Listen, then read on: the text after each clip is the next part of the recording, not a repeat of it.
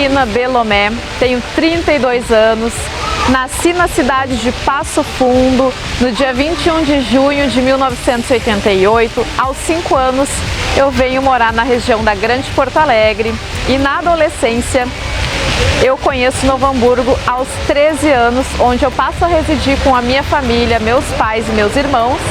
E aqui eu inicio uma jornada política com mais ênfase. Dos 5 anos aos 13 eu morei na cidade de Portão, uma cidade que eu tenho um carinho grande, carrego no meu coração, onde fiz grandes amizades, onde aprendi valores e princípios, oportunizei o ensino quase cívico-militar, onde nós hasteávamos a bandeira do Brasil, cantávamos o hino, onde eu tive participação na limpeza e no cuidado da minha escola. O aprendizado era importantíssimo e priorizado com qualidade. Ainda não tinha os tentáculos da doutrinação marxista. Mais tarde, perto do ensino médio, é onde começam ali as entranhas da esquerda que me fizeram refletir em tudo isso que eu atuo hoje, contra esse tipo de sistema, do qual sabemos aí por A mais B que zumbificam as pessoas. E graças a essas reflexões, com o apoio dos meus pais, a gente conversando, tentando refletir no que isso traria para mim, eu experienciei, junto da minha família, como todos sabem, essa estrutura marxista. Mais tarde, meus pais precisaram mudar para Santo Ângelo e aos 17 anos eu passo a morar, bem dizer, sozinha, junto com o meu irmão, que trabalhava muitas horas por dia fora, e eu ficava estudando e trabalhando para tentar ser alguém na vida. E nesse interim eu me afasto da minha família, que muda para Santo Ângelo. Meu pai foi estudar Direito, terra natal da minha família paterna, onde também tenho a parte materna em Passo Fundo. E nesse momento eu inicio a minha jornada adulta, uma jornada de muita experiência, onde eu passo a enxergar as dificuldades de perto, as necessidades das pessoas, claro, as necessidades que eu já escutava, já aprendia pela passagem, pela experiência da minha família, que lutou muito para chegar onde está. Hoje meu pai é formado em Direito, a minha mãe é artista plástica, a minha irmã também está se graduando em Direito, o meu irmão é empresário na parte do ramo empreendedora, de vendas aí. Então tudo isso foi uma construção que nós viemos fazendo ao longo da vida.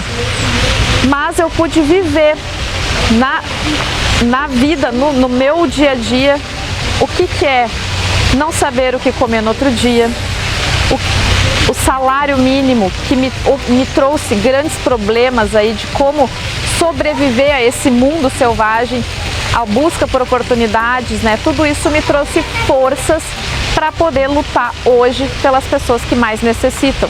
E nesse meio tempo, quando a gente sai da bolha e vai para o mundo, eu consegui ter a oportunidade de vivenciar a sensibilidade das pessoas, de sentir o que elas querem para sua vida, para os seus filhos. E nesse tempo todo aí, dos meus 17, 18 anos até hoje, aos meus 32, eu venho organizando, planejando e executando projetos sociais. Isso tudo eu trago por causa do ensinamento da minha família, dos meus pais. Quando eu era pequena, na cidade de Passo Fundo, eu lembro que uma das primeiras lembranças da minha vida foi ir a um bairro muito vulnerável, um bairro extremamente complicado, e aquilo me chocou, porque aquelas crianças daquele lugar, elas não tinham leite para tomar. E o grupo que meu pai e minha mãe faziam parte de ação social, da seara espírita, da religião deles, nós nos unimos para fazer sopão, e isso era seguido. E eu tenho uma lembrança viva, que a gente foi na madrugada, era frio, eu lembro que eu tinha um ursinho, e eu não quis ficar dentro da casa da titia que estava com a gente, eu queria ficar lá servindo sopão para as pessoas. Eu era muito criança, então eu mais passava até comendo junto do que servindo o sopão, mas eu ficava do lado observando todo esse trabalho e observando, e eu lembro daquelas pessoas vindo buscar o alimento com potinhos, pois talvez seria a única refeição do dia, quiçá de alguns dias posteriores. E aquilo se repetia, essas ações se repetiram, eu fui crescendo, fui participando, não só em Passo Fundo, como em Novo Hamburgo, Portão, né, Santo Ângelo. E esse trabalho faz parte da minha natureza, que é olhar aquela pessoa que necessita e tentar oferecer um conforto. É óbvio que isso não vai sanar um problema, mas a gente vai sanar o problema daquela pessoa naquele momento e dar um conforto, que é fazer passar a fome, né? E também conhecer a história da pessoa, trocar uma ideia, trocar energias. E isso tudo me deixou pensativa de como é que eu poderia auxiliar e fazer melhor, além de trabalhos voluntários. E nesse meio tempo aí da minha vida veio a política. Na política nós temos toda a nossa vida organizada por ela, nossos empregos, nossas leis, o que eu vou comer, o que eu vou vestir, que horas eu posso sair, enfim, toda a nossa vida é política. E as pessoas diziam para mim: Karina, o que tu quer com a política se hoje tu é casada, né? Me casei aos 20 anos, estamos bem estruturados, eu poderia estar agora, né, enfim, viajando ou apenas tomando um chimarrão com meu esposo e minha família. Por esse sangue que eu trago de batalha, por esse ensinamento familiar, de honra, de olhar o próximo e sair da nossa bolha, eu resolvi dar o meu nome para mais uma empreitada, me disponibilizar. A vereança da cidade de Novo Hamburgo, que eu elegi de coração, por ter me casado com Jorge Onder, que também tem uma história familiar aqui de imigração. O bairro São Jorge é em homenagem ao seu bisavô, a rua Jorge Onder é em homenagem a esses homens que trouxeram a Novo Hamburgo prosperidade, trabalho e muitos ensinamentos, né, das origens que trazem da Alemanha, da Tchecoslováquia, antiga Tchecoslováquia, hoje República Tcheca. Então o meu sogro, Jorge Onder Júnior, me conta muitas histórias que essa população contribuiu para Novo Hamburgo. Uma das principais, da qual me chama mais atenção, é a história do tio Günther von Berg. O tio Günther, o conhecido, né, artista alemão, cantou nas tropas de Hitler por uma obrigação, né, porque senão ele seria morto. Existem artigos sobre ele no antigo jornal da cidade, que a gente tem guardado, e ele se revoltou com o nazismo e salvou dezenas, centenas de judeus vindos de lá para a Argentina e para a América do Sul aqui. Esse homem deixou um legado não só na família Onder e von Berg, como em toda a população judaica, principalmente a nós brasileiros, que sabemos que um dos holocaustos, né, não só o nazismo foi um holocausto como o Holodomor, que é o holocausto comunista, trouxe aí uma mancha na nossa história. E o tio von Berg, que tem um filho, inclusive, vivo hoje, muito idoso, que mora na Austrália, deixou para nós essa história de luta, de perseverança, de enfrentar um sistema perverso como o nazismo e salvar pessoas. Então a este homem eu também levo a minha honra pelo seu trabalho, pela sua luta. Ele faleceu em 1988, infelizmente no ano que eu nasci. Não tive a oportunidade de conhecer o tio von Berg, mas eu tenho a história dele viva comigo e hoje eu resgato essa história da família do meu esposo, né, que tem esses ancestrais exemplares. E nesse meio tempo, eu também coloquei num dos projetos meus um monumento em homenagem a von Berg, onde tem aí toda essa história de salvar vidas do nazismo. Com isso tudo, né, a gente tem um dever para com a cidade. Não só por questões de trazer histórias, mas por hoje nós observarmos a necessidade do nosso município. Em 2011, eu fundei o Projeto Amigo de Todos os Animais, o PATA. Algumas pessoas vão lembrar do meu codinome, Nina Haywood. Era um nome mais artístico, né? Porque eu tinha um estilo mais rock and roll, mais performático, enfim. E nesse inteirinho a gente formou o Pata, que a gente fazia eventos de rock, no Rock and Roll Sinuca Bar, ali na Pedra, a gente fazia brechó, a gente fazia vendas de material próprio, produzido por nós, e nós salvamos muitos animais com essa união das pessoas. De 2011 até hoje a gente está ativo, né? Só que com mais dificuldade, porque nós sobrevivemos dos eventos. Com isso, o Pata me trouxe também a oportunidade de não desistir apesar das dificuldades. Hoje nós orientamos as pessoas mais no meio virtual. Se Deus quiser, em breve voltaremos com os nossos eventos.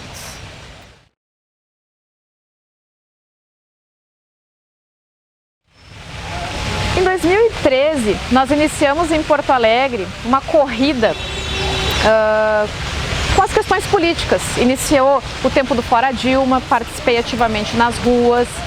Em 2014, eu passo por uma transição de parar de apoiar ideias socialistas, né, da qual estavam entranhadas em mim, e passo a apoiar a direita conservadora. Eu sempre fui conservadora e não sabia.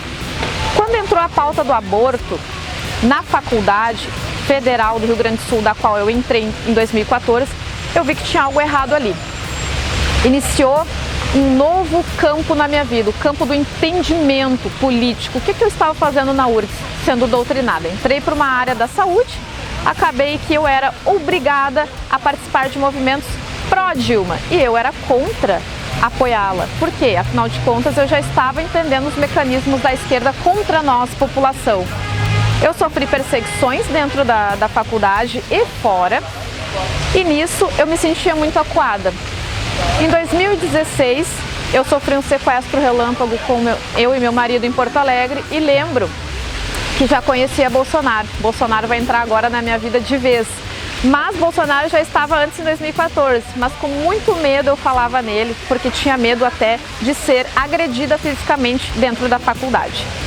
Eu lembro que mandei um e-mail a ele, até quem me atendeu foi o Hélio Lopes, do qual eu pedi a ele para que ele não deixasse de ser candidato a presidente, porque nós precisávamos urgentemente resgatar a nossa liberdade no Brasil. Em 2018, nas eleições, eu saio desse casulo e coloco a cara na internet e crio a minha mídia independente, onde eu falo, quebro fake news, tenho opinião, trago notícias e faço apoio integral à campanha de Bolsonaro. Elegemos o nosso presidente. Em 2019, eu crio, junto com Jéssica Seferin, a Live das Gurias, onde nós conseguimos ter acesso às autoridades, influencers, jornalistas e viramos também jornalistas políticas aí, onde alcança Brasil todo e fora. Chegando perto das eleições, eu conheço o Bolsonaro no dia 6 de agosto de 2020. Eu levei 8 anos para conseguir chegar perto do homem. Então foi assim, ó, no momento mais oportuno possível. Trabalhei na área da saúde por 8 anos no governo do estado e durante uma solenidade do Ministério da Saúde na compra da vacina de Oxford, eu entro no Palácio do Planalto na hora do hino nacional e vejo a figura do Bolsonaro. Obviamente que eu não ia poder deixar de me emocionar, eu tentando ser profissional, né, para não ser a tiete do Bolsonaro, eu me lavo em lágrimas daquele momento tão esperado da minha vida para dizer a ele muito obrigada por não ter desistido de nós mesmo depois de um atentado de homicídio. Bolsonaro me olhou nos olhos, eu estava com essa camiseta, da qual ela é meu uniforme há 2 anos, ele me olhou e eu não conseguia mais falar nada, porque a gente ensaia, né? Algumas coisas chegam na hora e trava. E ele botou a mão em mim assim e fez um sinal assim, me dando credibilidade por saber, né, que eu estava ali há 8 anos tentando chegar perto dele. Depois disso, eu vim refletindo, será que eu encaro um pleito em Novo Hamburgo? 2 dias antes eu decido. Sim, preciso sair das mídias Tem algumas pessoas que me encontram na rua, me conhecem por Belomé, é meu sobrenome, e dizem: ah, tu me alertou sobre tal assunto do qual eu não fazia ideia. Então tudo isso é resultado de um trabalho que eu tenho com maior carinho e de forma gratuita. Pessoas mandam mensagens me ameaçando, querendo saber quem é que financia. A gente sai em dossiê criminoso para poder o quê? Me rechaçar e fazer com que eu recue, com que eu faça o recuo. Nesse interim, nos 2 minutos do segundo tempo, eu me candidato a vereadora de Novo Hamburgo pelo PRTB, já estava afiliada, né, fazendo apoio também para a Aliança pelo Brasil, que ainda não é partido, né, e recebi amparo da Carla Zambelli, deputada federal, o deputado Zuco, meu amigo, muito querido, deputado estadual, mais votado do Rio Grande do Sul, delegado Zuco, que é quem eu estou apoiando para ser o nosso prefeito da renovação, o único candidato da direita conservadora alinhado com os princípios do Bolsonaro. E nós paramos e sentamos, vamos planejar a nossa cidade de acordo com as necessidades da população. Então eu tenho alguns projetos que eu vou pincelar para vocês e vocês também podem acessar as minhas redes para conhecer. Cada dia eu vou colocando um cardzinho. As minhas redes, vão passar aqui os endereços e vocês fiquem à vontade. Na área da saúde, por ter experiência na gestão estadual, nós precisamos ficar atentos e fiscalizar, porque o papel do vereador é esse: fiscalizar, aprovar projetos executivos, fiscalizar o executivo e também, né, propor ideias. O tempo de atendimento nas unidades de saúde, sejam elas primária ou terciária. Nós não podemos admitir pessoas em filas na madrugada, doentes, principalmente os idosos e crianças, aguardando um médico que às vezes nem está disponível. Fazer com que isso vire uma multa contra aquele servidor. Não como uma perseguição ao servidor, mas para que ele faça o seu papel por aquilo que ele honrou. Outra situação, né, por ter aí conhecimento na área de gestão de leitos de UTI, a gente precisa ficar atento no mapeamento da cidade, fiscalizar o número de leitos ocupados e tentar ficar em cima das pessoas que esperam leitos e também trabalhar por essa rede na nossa região. Entre outras situações ligadas à área da saúde mental, não existe testes psicológicos para os pacientes do CAPS, dos níveis do CAPS. O que é teste psicológico? É um teste que direciona o tratamento eficaz para aquele diagnóstico. Nós temos um cuidado dos psicólogos, dos profissionais, um pouco ali mais, né, sem essa direção. Também está nas minhas ideias, né?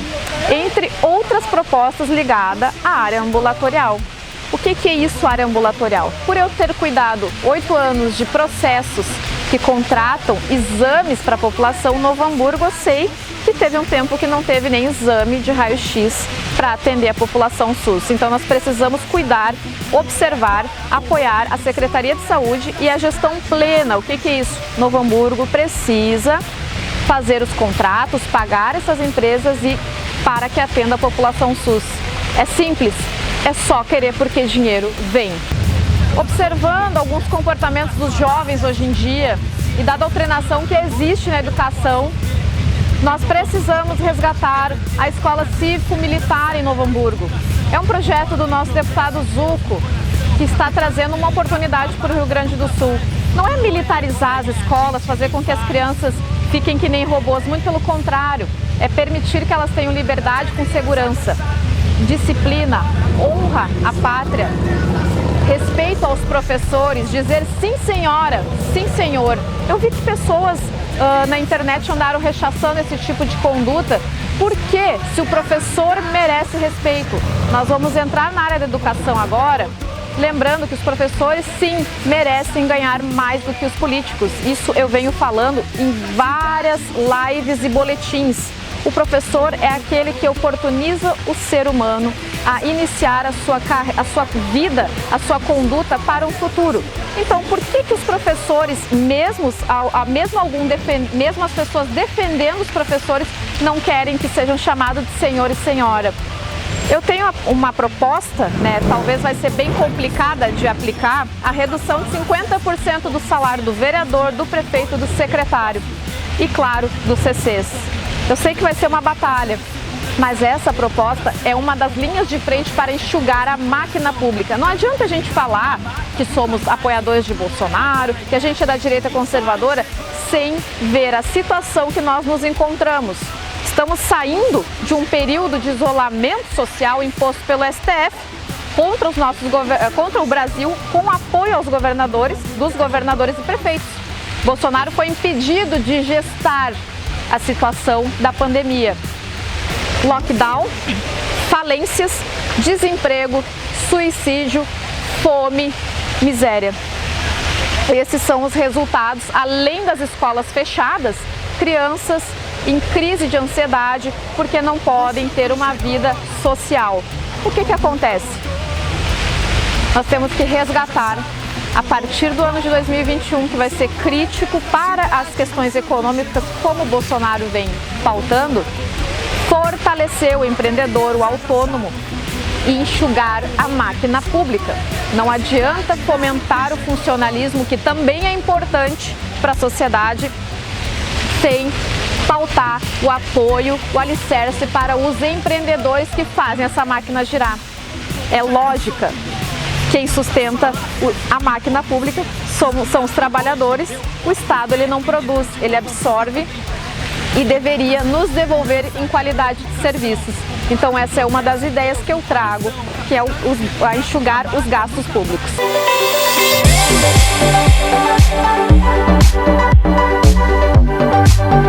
Um papel fundamental do servidor, do representante do povo, que é um vereador, além de fiscalizar, cobrar, propor, é fazer a transparência do dinheiro público.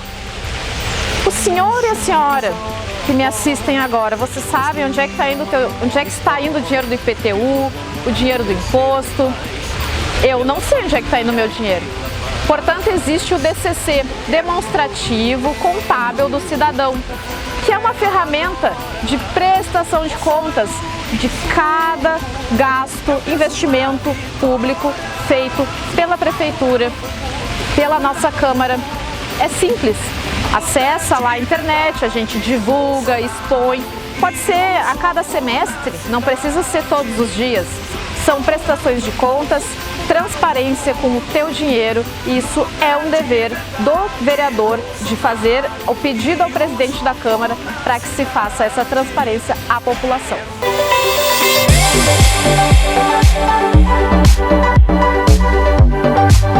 Nós vivemos uma guerra cultural no Brasil e no mundo. Não podemos não deixar de pautar essa situação.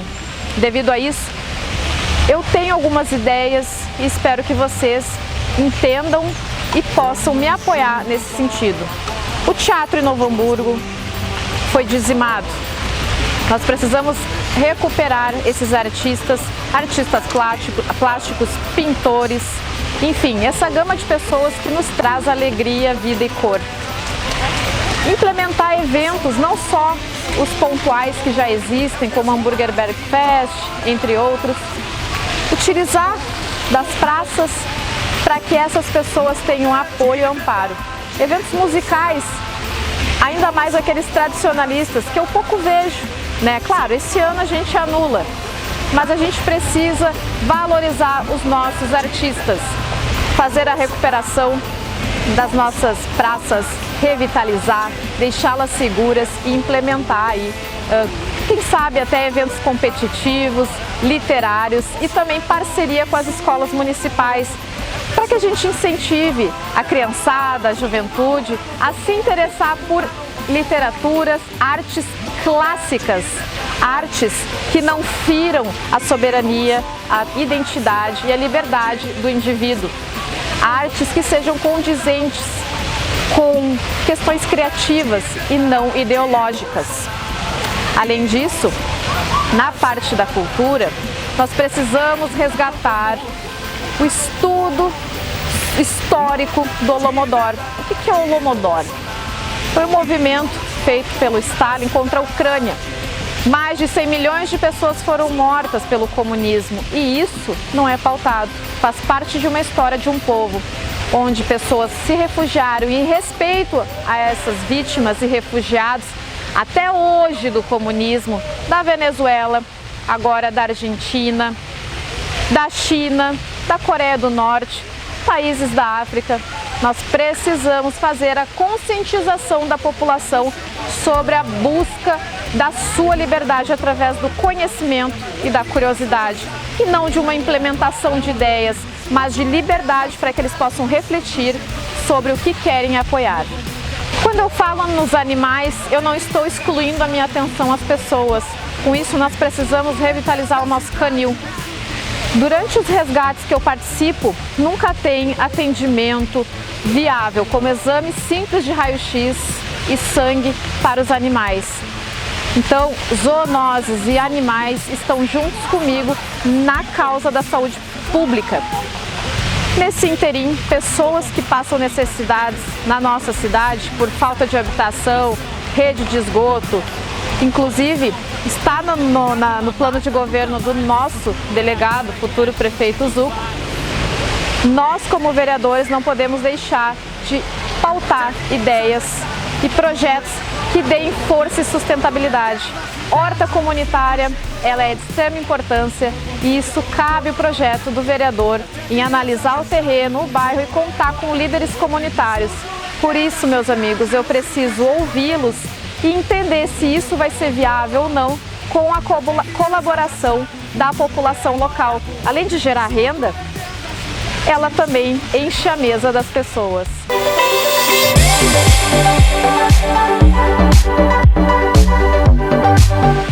E nessa empreitada pela busca da liberdade do nosso país contra os globalistas, contra os comunistas, eu não posso deixar de falar numa inspiração, além do meu presidente, é claro, dos meus pais, mas da assistente social da República Tcheca, Milada Horáková. Existe um filme que se chama Milada, vocês podem pesquisar e assistir. A ela eu devo essa força que eu estou trazendo comigo hoje. Ela foi dizimada no dia 27 de junho de 1950 por uma mentira estrategiada pelo comunismo. Ela estava salvando pessoas da fome daquele sistema e ela foi enforcada sem o direito de se despedir da sua família ou poder tocar a sua filha. A ela, mentalmente, eu disse adeus. O teu nome eu vou levar para onde eu for, como exemplo de luta, de fibra e de fé, porque ela faleceu enforcada recitando o grito de liberdade para que as pessoas conheçam a verdade, João 8,32, e conhecereis a verdade, e a verdade vos libertará, assim como diz o nosso presidente. Então tudo isso, gente, são coisas que eu trago da minha vida, que eu atuo com elas e acho que eu posso sim abranger na área pública, no poder público, com o apoio de vocês e com a confiança que vocês depositarem em mim. E o meu dever como cristã é honrar cada voto e cada credibilidade. É isso aí. Karina Belomé, 28038, no dia 15 de novembro, que faz parte da renovação junto com o delegado Zucco, vice Juliano Souto, 10. Até mais, pessoal. Minha melhor continência. O povo já cansou de mentiras, tantas falácias e hipocrisias nos dias de